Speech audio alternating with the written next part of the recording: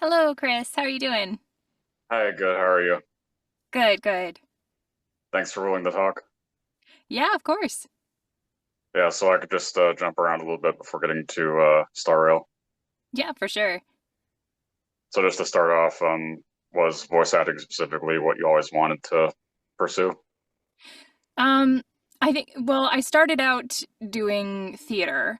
I always like wrote songs when I was a kid and like then I fell into theater in high school and was just like always doing like vocal stuff. But I always watched cartoons and was like, where how do people do this? Where does this come from? As I got older and as I got to the end of my college time, I was asking my teachers about voiceover because I was there doing musical theater. And I just really wanted to get into voiceover. And then the pandemic hit. And the end of my final year was canceled, and I was like, all right, I'm building a booth now. So that's kind of how I jumped right in the deep end. So have you been doing it professionally since then, pretty much? Yep, yep. Yeah, Is I there a was. special Oh, go is there ahead. is there a special story of how you got into Actora? Oh, ACTRA? Um, I joined and then I left. It, there was a for the Canadian Union, that's Right. ACTRA. Um, the union is really heavy on like film. So for me as a voice actor, I was like, ooh, this isn't quite right for me, and I wouldn't be able to work on things like Genshin and Honkai, and I love the video game space so much that I was like, I think I have to leave because it's just not that's not my career. You know, it may be like professional for actors, but it's not it for me as a video game voice actor. So, yeah. Yeah. Was there ever any aspiration for you to move to the States or no? Yeah, I mean, I'm working on getting the visa if all goes well and being able to do that and be down in LA because there's just so much more opportunity for that. But you know, my home will always be Canada. Yeah. It is pretty interesting because I think at least as far as Star Rail goes, that you're the only Canadian cast Yeah. member. Yeah. Yeah. Like I have a friend um who's in Genshin as NPCs, and I think I know a couple people who are in Canada who've done NPCs, but like in terms of like playable characters in the Hoyoverse, I think I'm the first Canadian. So I'm like, hell yeah. I know that you said before that you were following Star Rail from the beginning. Hmm. Sure have been. Yep. So booking this role, I was squealing and running around the house, and my boyfriend was going, "What?" So was it a, did you get both at the same time, like Cyrene and Mem, or was it one first? Yeah, at first actually they didn't tell me what I booked, and I had auditioned for I think three different characters in that round. So I actually made bets with one of my friends, and I was like, I betcha, because as you can hear my voice, I typically sit like mid low. Like I don't have a super high voice naturally when I'm speaking. But you know, I can go up there and get nice and cute and blah blah blah. So I was like, you know, I bet I booked the deeper voiced character. I bet that's who it was. And my friend was like, you know what? I think you do those cute characters really well. I think that's who it's gonna be. And sure enough, it was. So my friend won the bet. Shout out Anna Marie. Sure, this is obvious to ask too, but is it difficult to bring acting to Mem? um, I think I was really lucky, and I have been so privileged to work with directors like Phil Bach, who has directed I think most of my sessions, and then Kalal Bogdanov. I hope I said his last name right. Um, and those two are just so incredibly knowledgeable about the game, and they like really understand where we should be going with the work. So coming into it and having my first sessions on the game be like, okay, so you're gonna do this trailer for this character Cyrene, which was just like this will be a romantic story like none that has come before, like the 3.0 very first. I just had like two lines for her, and then it was Mem. And I was like, what am I here for? But they were really awesome in how they directed me to do it. And Phil, we established the character of Mem, where every syllable we just had ME and MI. So that was the only two ways that I could say things, really. But every single syllable had to mean something. So, like, if I was saying, like, oh, I love this strawberry, it would be like, me. Like, it's got to fill all the syllables so that I can have that journey emotionally and, like, actually act it out. And it's not just like, where am I placing whatever noises to make it sound cute? Like, they were really good at directing the character into Mem. Hmm. Yeah. Is that one of the most significant cases so far that you've gotten to alter your voice the most for a role too? Yeah, I mean, I think so. Like, I've done for Reverse, I've done some singing in that game, which was really fun. And I mean, I got to do a German accent for the role of Kakanya, which was the biggest challenge that I've ever had in acting, to like be that into a character and also with that accent. But in terms of like just like modifying my voice print, Mem was definitely the hardest vocally. Hmm. Hmm. Is there a default line that you have to get into Serene's headspace? Um, Cyrene, I don't know. I think the uh the line like, this will be a romantic story like none that has come before. You think so too, right? Like, that's how I get back to her, because it's been said several times, and like all these different iterations of her, it just like brings me back to her. Hmm. Was there any I don't know, anxiety at all going into it, like knowing that she's sort of similar to Alicia and how big that is? So I was doing like a little bit of my own research, because I think somewhere at some point that was like mentioned, and I hate to say it, but I was definitely on the leaks page. um, but I was doing a little looking into it, and then one day I was in the session, and one of the lovely folks on the Hoyo side there was like, "Hey, so do you know how important this character is?" And I was like, "I'm just happy to be here." And then she was like, "No, like this is a big character," and I was like, "Oh, okay." So thankfully, I had kind of at that point gotten over the initial nerves of like being in the session and like establishing how to do the work before they kind of dropped that on me. But yeah, it was nerve wracking because I've so wanted to do this character justice, and now that I've like played Honkai Impact Third and like have actually taken the time to understand who Alicia is, and really dive into her story, and seeing the parallels between the universes is just so incredible, and I want to do it justice for all the fans who appreciate that crossover. Is it pretty easy for you to relate to Serene too? Yeah, I think so. I think there was one session where Phil, the director, was saying like, I think it was in the 3.4 patch that we had to like really get me to go there and get very emotional for something. And he was like, he was saying, I don't know what you've been through and what your life has been like, but we're going to take a break, and I need you to go and do something that's going to put you in a more emotional headspace so that you can do that, and that's all we're going to do for the rest of today, and then I'll let you go and you can go and be sad and do your thing, right? And he was always so apologetic of like, sorry that I'm making you go there, because it's not fun to like cry in a session, right? But there was something cathartic about it, and there were a lot of things of like just me connecting to her and who she is and how much she gives and how much she cares, and I've always had a bleeding heart, so I really did and have related to her. Hmm. Yeah. Well, going into that too, what was it like recording her death?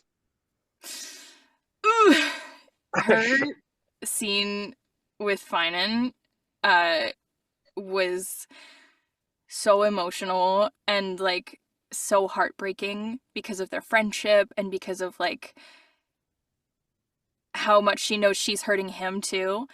and like it just that wrecked me. Like that I took pictures after the session and was like, wow, that really I had like the perfect mascara marks down my face. Yeah. Yeah. It was yeah, it was a sad one. Is Star Rail so far to the most emotionally involved headspace you've had to go for a role? I think that yes, in a way, because it's just been so long and there's been so much content for this character, and it's definitely the most I've ever done. But before that, it would have been Kakanya in reverse, because the way that she sees the world, and she's another bleeding heart, you know, so of course that's my my type to act. um like the first thing that Kakanya does is she comes in to a space where men, it's like a time where men are just like at the forefront of everything and they have all the jobs, and Mm-hmm. like she's in Vienna in like the 1900s, and they're doing electroshock therapy on her best friend, and she has to like come in and kind of like stop that situation, and then like try to convince her best friend that she doesn't need to go through this just because society wants her to, and like that she's she's okay. It doesn't matter if she doesn't feel emotionally well. It doesn't matter if she has hard times. She's still worthy of love and healing, and doesn't have to do what everybody else wants her to, or be what everybody else wants her to be. So that character was huge. The story she goes through, the betrayals, the things she realizes about herself and the people around her, like such a beautiful story. And I think Reverse does that really well. But in comparison, that chunk of time I spent with that character is still much shorter than what I get to do with Cyrene, and the time I've spent with her, and the arc of her story is crazy. Are there any like major differences, do you think, between you and Cyrene? Mm, I don't know. I mean, I think, of course, I don't have superpowers or anything like that, and I'm not uh, some magical being, and I haven't turned into a little fairy puppy thing, and there's those things. But I think that emotionally, in the way that we feel about the world, and in what we believe in, and the good that we see in people, I've always been the kind of person who wants to bring joy to other people, and wants other people to be able to see the best in themselves, and I always choose to see the best in other people. So I think that that's a way that I really relate to her, and I do think we are pretty similar. Mm-hmm. What do you think about her relationship with the rest of Amphorius? I think it's really special. I think that she has such ties to everybody, and especially Finan, like them being like best childhood friends, and this weird complex way that they grow up together a bajillion times. Like it's yeah. And again, as I say, it really hit me in the 3.4 scene where Finan has to, you know, spoilers, but uh yeah, it's really special. Do you have a personal favorite for the rest of the Amphorius characters? Mm, I think Castorus. Okay. Yeah. I I also think it's really beautiful and tragic, her story with death and her inability to connect with people. And I mean, on the side, one of the things that I got to do in one of the sessions was to be that little girl who grows up into a grandma, uh, and then finally, when she's ready for death, gets to embrace Castorus in her trailer. So getting to be there for that story too, and like experience that and see how she's feeling, and oh, the work that Melody did on that just broke my heart. So yeah, I'm a very big fan of Melodies, and have been for years before any of Honkai Star Rail either, so she's got a special place in my heart. It does look like too that you're pretty connected with the other cast members. Yeah.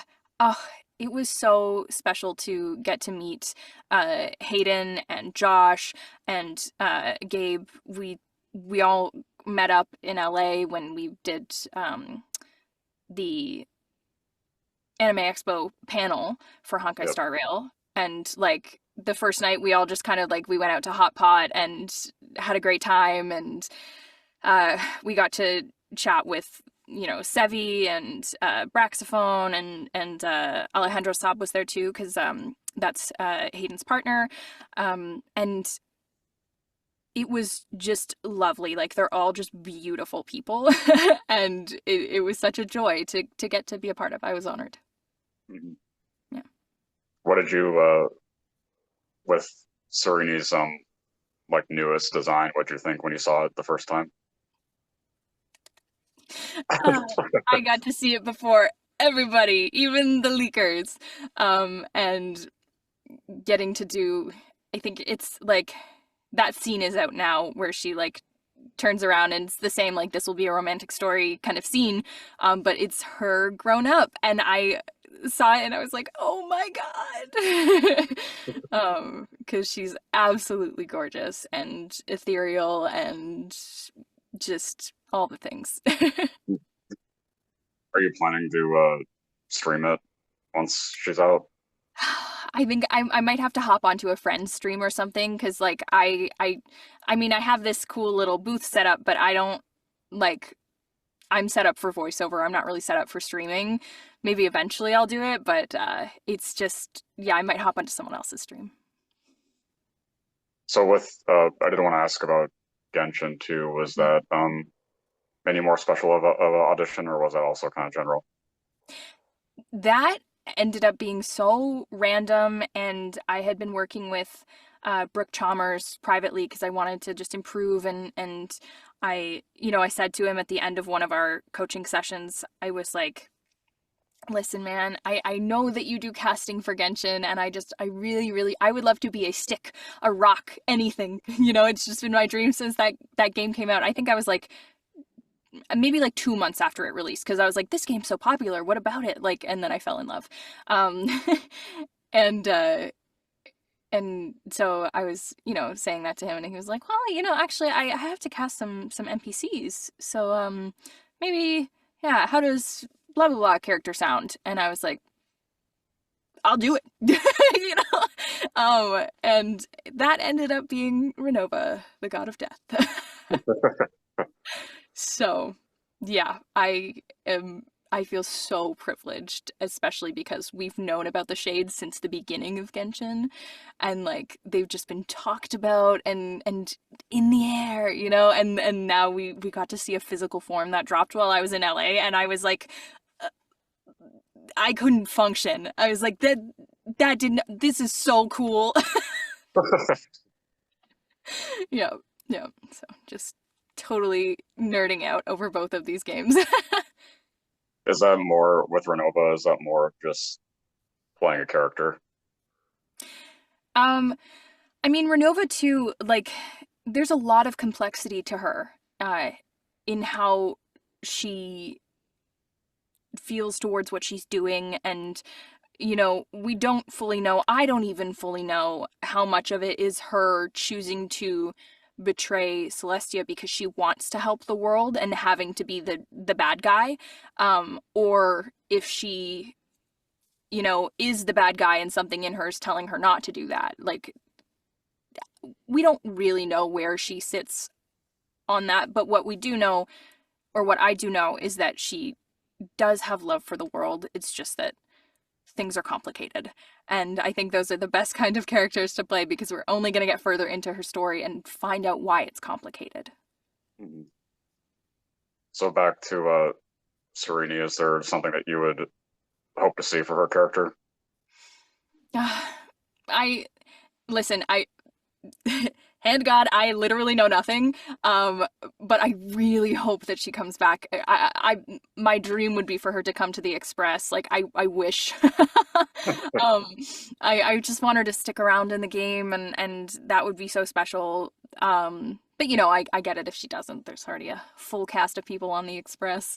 Um, But I mean, I hope we get to see her in some events in the future. I'm sure, like, if she's Alicia's XP, like, she's gonna come back, right? Like, I don't know. I hope so. Mhm. Yeah. Who else, like, aside from the Emporius cast, obviously, who else would you personally like to see her interact with?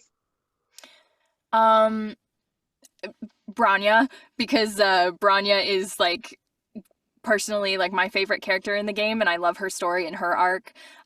So it would really make me happy to see them interact, and to see how they would interact, because Branya's like a lot more like structured and Cyrene's just like ha. So yeah, I would love to see that. Is there something that you want to say to her fan base? Um, I don't know, just that I'm trying my best to do her justice, and I'm there and I'm a fan with you. Like, it's not like I started doing this and I'm a part of it because I love it so much, and I hope that we all enjoy her performances going forward, and yeah, and that everybody enjoys playable Cyrene.